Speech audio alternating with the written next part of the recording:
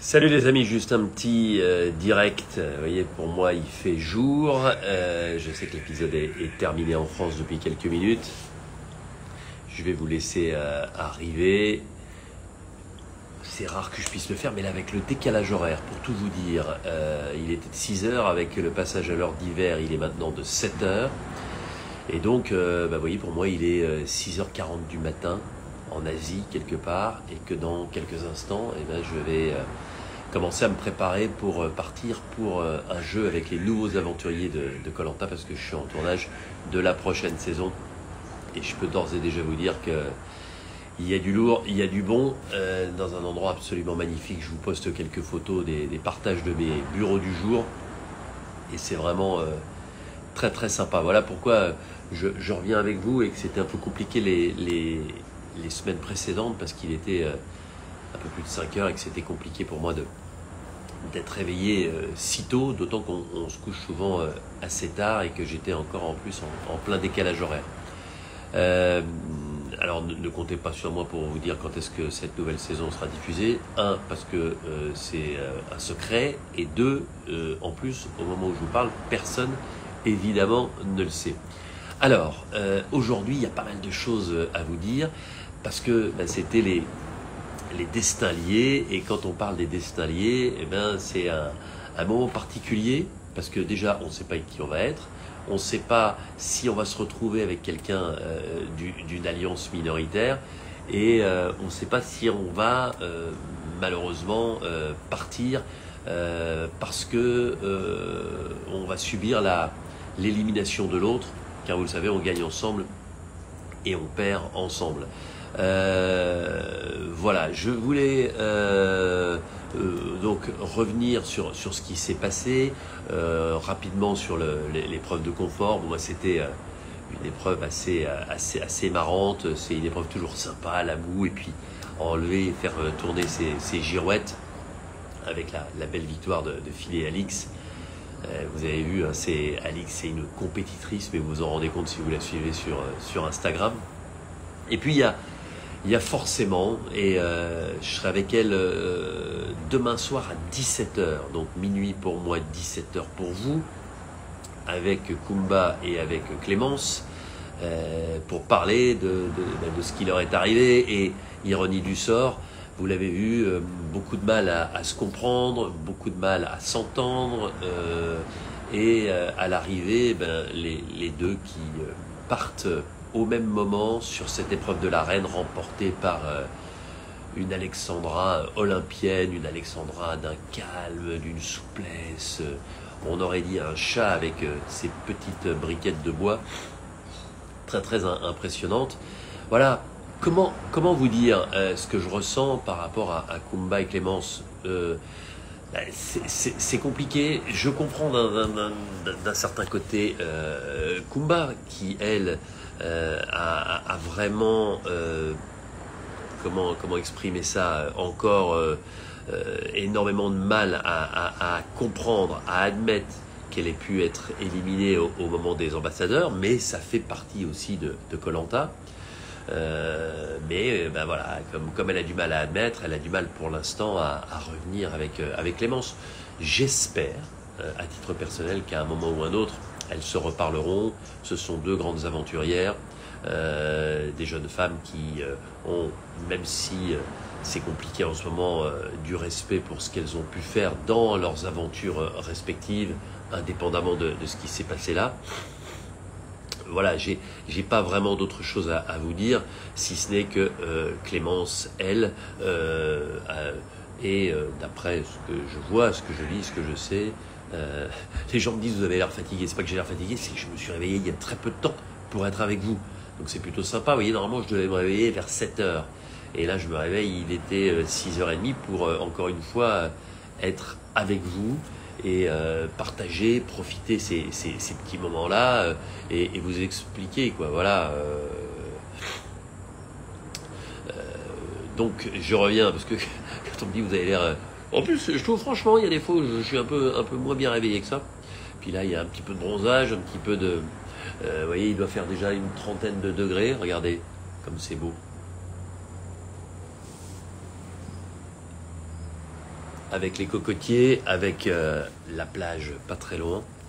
Et puis je vous dis dans quelques instants, la douche et puis un petit déj avant de partir bosser.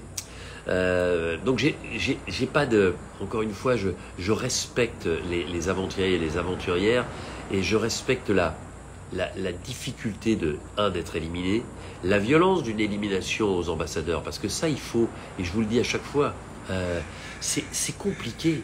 Vous vous rendez compte? C'est-à-dire que vous n'avez même pas le temps de comprendre au conseil, vous n'avez même pas le temps de comprendre sur le camp. Et là, encore plus, parce que Kumba, mais elle était à 1000 lieues de penser qu'elle pourrait être éliminée. À 1000 lieues. Et puis à un moment ou à un autre, vous savez, c'est une décision. Alors c'est rare, hein, mais c'est une décision à 4. Et puis, chacun a avancé ses arguments. Donc, c'est pour ça que voilà, je peux comprendre qu'elle en est encore gros sur la patate, et j'espère qu'à un moment tout ça rentrera dans l'ordre, parce que vous voyez, à un moment, et c'est ce qu'on dira, c'est une super sportive, elle fait du triathlon, elle s'entraîne comme une dingue, mais elle aussi, à un moment, je me souviens sur Instagram, elle a dit « Oh là là là, je ne m'étais pas rendu compte de ce que j'avais pu entraîner pour... Candice quand elle avait été éliminée. Et elle lui a dit j'espère que tu me pardonnes. Voilà, il peut y avoir un moment aussi, le pardon c'est peut-être un peu fort, mais en tout cas une compréhension. Voilà, mais c'est pas, en tout cas c'est pas à moi de les convaincre de faire ça. C'est éventuellement à elle d'en discuter un jour quand toute la pression sera retombée, parce que avec les réseaux sociaux, avec tout ce que engendre Koh Lanta comme passion, vous êtes, ça se voit d'ailleurs, très passionné, il y a un comportement passionnel par rapport à cette émission, par rapport à ces aventuriers, encore plus lorsque ce sont des All-Stars, que c'est la légende, et que ce sont des gens que vous aimez beaucoup. Voilà, il y en a qui me disent que j'ai l'air en forme. Ensuite, vous avez chacun votre avis. Il y a des gens qui vont être pro-Clémence, d'autres pro-Kumba. C'est la vie qui est comme ça.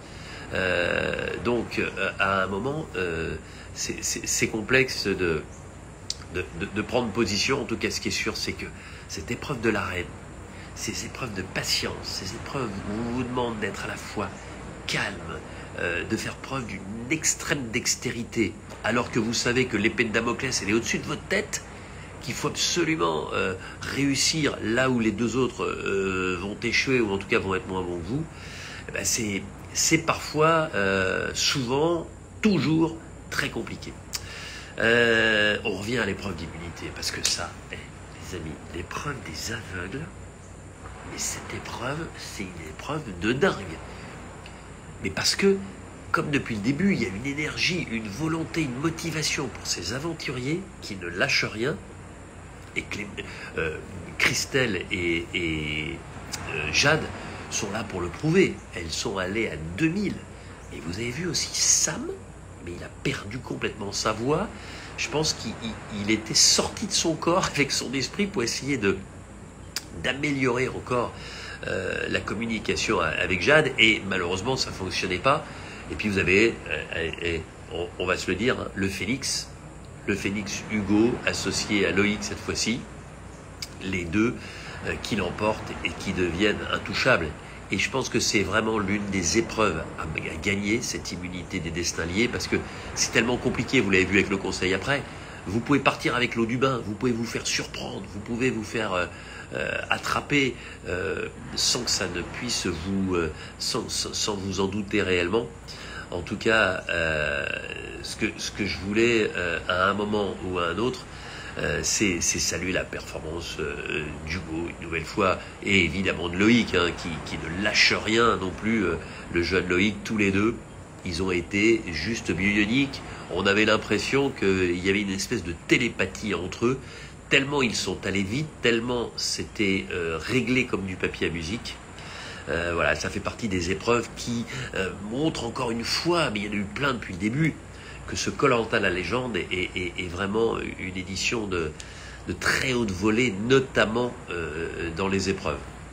Voilà pour cette épreuve-là. Et puis le conseil, je vous l'ai dit. conseil des destins liés, c'est un conseil où on peut se faire surprendre. Alors ensuite, eh oui, la question que vous vous posez tous, mais qu'on se pose tous, et qu'ils se posent, et à laquelle certains ont répondu, et je vous laisserai mettre de votre analyse, parce que c'est ça aussi Koh-Lanta. Chaque téléspectateur a sa propre analyse, a ses propres sentiments, sa propre sensibilité pour expliquer les choses, les défaites, les victoires, les éliminations. Là, évidemment, Christelle a entraîné dans sa chute l'ami Théoura, mais qui a entraîné l'autre dans sa chute, qui malheureusement a pâti de cette comment dire, de cette alliance de fortune, puisque les destins liés, c'est une alliance ce sont des alliances deux par deux de fortune. En tout cas, voilà, ils sont partis, et vous verrez ce qui va se passer la semaine prochaine. Je l'espère encore avec beaucoup de plaisir, mais en tout cas, les destins liés, c'est pas un truc pour Théoura. Que ce soit avec ou sans collier, vous en souvenez, lorsque, malheureusement, alors qu'il avait lui un collier, que Charlotte avait un collier, qu'ils étaient associés tous les deux, eh bien, ni l'un ni l'autre, souvenez-vous, lors de la dernière aventure de Théoura, ni l'un ni l'autre n'avait voulu sortir son collier, et ils étaient partis en gardant chacun leur collier d'immunité qu'ils doivent avoir d'ailleurs dans leur salon respectif. Alors, je vais répondre un petit peu à vos questions, qui va sortir, je vais surtout pas vous le dire, le Sam bêtisier. Ah non mais c'est vrai que vous le connaissez, Sam, plutôt timide, même si il a grandi, même si c'est un aventurier beaucoup plus aguerri, beaucoup plus affirmé. Mais là, je l'entendais hurler, mais j'avais même peur qu'il se casse définitivement la voix. Franchement, c'était incroyable de voir ça. Alors, vous me demandez des choses. Qui a voté Laurent? Je vous assure, ça fait longtemps que je n'ai pas vu cet épisode et je suis incapable de vous l'exprimer. Pour le prochain casting, écoutez, j'ai pas d'informations précises à vous donner pour ça, mais vous savez qu'à chaque fois qu'on lance un casting, il y a des bandes annonces sur TF1, je vous le dis sur mes réseaux sociaux, enfin, vous avez tous les moyens de le savoir, donc quand on lancera un casting, rassurez-vous, je serai là pour vous documenter par rapport à tout ça. Qu'est-ce qu'on me pose comme question? Est-ce que je préfère Santorin? Je ne sais pas à quoi je préfère Santorin. À l'endroit où je suis là. L'endroit où je suis là, c'est génial. Les gens qui nous accueillent sont absolument formidables. Et on a beau être dans une zone et dans une bulle que nous devons respecter parce que c'est une zone encore malheureusement touchée par le Covid. Voilà, c'est un petit peu compliqué. Mais en tout cas, sachez que toute l'équipe de Koh-Lanta, sans exception, est vaccinée et que c'est à cette seule condition que nous pouvions partir et participer à ce tournage-là. Voilà, une petite dédicace pour Je suis Bragada, je crois. Ben voilà, une petite dédicace. Quand sera la prochaine saison de Koh-Lanta en tournage, je ne sais pas. Enfin, la prochaine saison de Koh-Lanta en tournage, c'est en ce moment. Celle d'après, je ne sais pas. Mais voilà. Qu'est-ce que je pourrais répondre? Je parle du nez, c'est vrai. Je vais vous dire pourquoi je parle du nez, parce que je ne me suis pas encore mis mon petit chichi dans le nez et qu'en ce moment, vous savez que je fais du sport beaucoup tous les jours, j'ai besoin de faire du sport et je nage beaucoup parce que j'ai la chance de pouvoir nager ici et que quand je nage, et allez savoir pourquoi, c'est peut-être la vieillerie, tout ça, j'ai le nez un peu bouché le matin en réveillant. Linda, ancienne aventurière de Koh-Lanta, elle ne me loupe jamais et elle reconnaît effectivement que je parle un petit peu du nez, mais tout ça je vais le décongestionner et ça va aller. Et il y en a beaucoup qui sont déçus que Théoura soit sorti. Oui, je sais. Théoura fait partie des aventuriers que vous appréciez tout particulièrement. Il y en a qui me disent, je suis sûr que c'est au Vietnam parce que c'est encore bloqué. Je ne vous dirai rien, je suis une véritable tombe. Vous ne saurez pas. Denis, je t'aime, Denis, on t'adore. Ben, c'est gentil, moi aussi je vous aime, et ça m'avait manqué ces moments où on peut se retrouver à plus de 3000, vous voyez, alors qu'il va bientôt être minuit chez vous pour en parler. Oui, je suis en Asie, je vous l'ai dit. Qu'est-ce qu'il y a d'autre? Est-ce que c'est pas interdit de mentir par rapport au collier? Ça veut dire quoi, mentir? En tout cas, évidemment, on peut cacher qu'on en a un, on décide de le jouer ou de ne pas le jouer. Je vous l'expliquais tout à l'heure avec Théoura. Voilà, c'est la liberté. Quand vous le trouvez, le but du jeu, c'est de le dire au moins de personnes possible, peut-être à vos vrais alliés. Et encore, moi je pense que le collier le plus efficace, c'est celui c'est celui qui est totalement secret. Voilà. Qu'est-ce que j'avais envie de vous dire? Que encore une fois, tiens, je voulais vous parler un peu de cette saison là. Ce qui est génial, et là, le mérite en revient aux équipes d'Aventure Line Production, aux équipes d'Alexia Laroche-Joubert, de Julien Magne. Julien Magne, le producteur de Koh-Lanta, qui est avec moi sur ce tournage.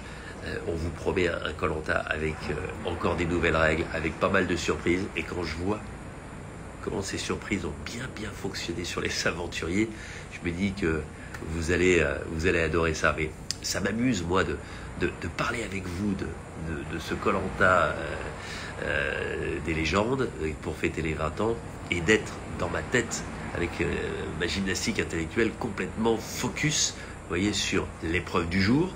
Je peux vous dire, ce sera une épreuve d'immunité aujourd'hui en tournage, et puis sur ces nouveaux aventuriers que vous allez découvrir. Parce que ce qui est certain, c'est que tous ceux que vous allez apprendre à connaître lorsque cette saison que je suis en train de tourner sera diffusée, ce sont des nouveaux, et pourquoi pas un jour aussi des aventuriers que vous retrouverez, qui participeront à un All-Star. En tout cas, il y a du lourd, il y a de la personnalité, il y a du talent, il y a de la motivation, et vous allez vous y retrouver.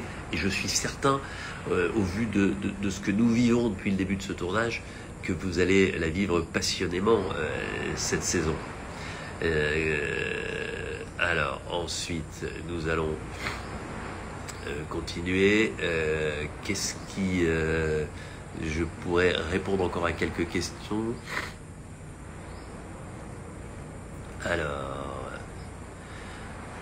on continue. La famille va s'agrandir, me dit Linda. Exactement. Pour quand est prévue la finale? Pareil, c'est secret. Vous savez que je ne sais pas si je vous l'ai déjà dit ça, mais les chaînes de télévision préparent leur grille de programme et doivent les donner à la même heure informatiquement le mardi dans l'après-midi, 3 semaines avant les programmes, mais pas plus tôt. Donc tant qu'on n'est pas à 3 semaines de la finale, vous ne saurez pas, et parfois je ne sais même pas moi quand sera la finale. Voilà, mais en tout cas, ce qui est sûr, c'est que les amis, je serai rentré pour qu'on puisse vivre cette finale tous ensemble. Le thème de la prochaine saison, est-ce que c'est secret ou pas? Oui. Voilà, il y a beaucoup de gens qui reparlent de Clémence, de Kumba. Franchement, on entend les vagues derrière moi. Alors attendez, ouais, c'est vrai qu'on entend les vagues. Tiens, attendez, je vais aller là. Vous voyez, on aperçoit la plage. Écoutez. Et regardez, il y a un truc qui est génial, c'est que ici, comme ils n'ont pas forcément de tondeuse, ils ont des tondeuses naturelles. Regardez ce qu'il y a en bas de chez moi. Les petites chèvres, et puis là, encore une fois, les cocotiers, et puis la plage au loin que vous découvrez. Voilà, pour vous faire un peu partager ces moments-là. Et puis voilà, en tout cas, ce sont des moments sympas qu'on vit ici. Un Koh-Lanta avec des jumeaux et des jumelles. Tiens, ça c'est rigolo comme idée. Vous savez que ça pourrait me toucher directement parce que je suis moi-même le papa de deux.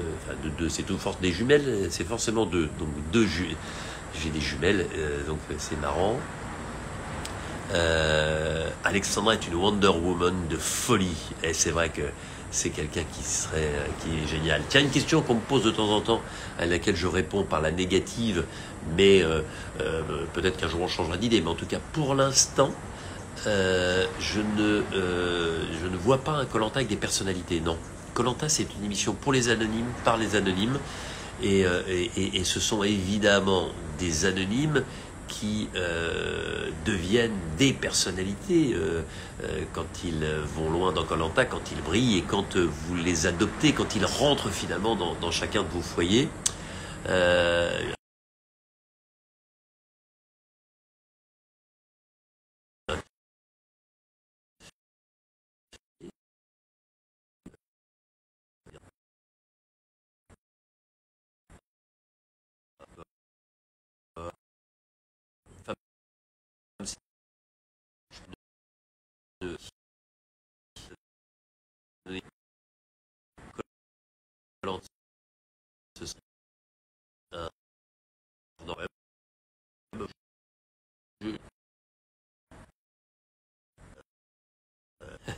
Ouais, alors ouais, parmi les personnalités qui pourraient venir, parce que je sais que très souvent elles adorent cette émission et j'en profite pour les saluer, ce sont les Miss France. Donc voilà, je n'entends pas, dit Laura, ben, j'espère que les autres vous m'entendez. En tout cas, hein, il doit y avoir peut-être... Ah, ça bug. Mince. Bon, bah si ça bug, je sais pas pourquoi. On n'entend rien. Bon, bah les amis, je vous dis au revoir parce que ça a l'air de bugger.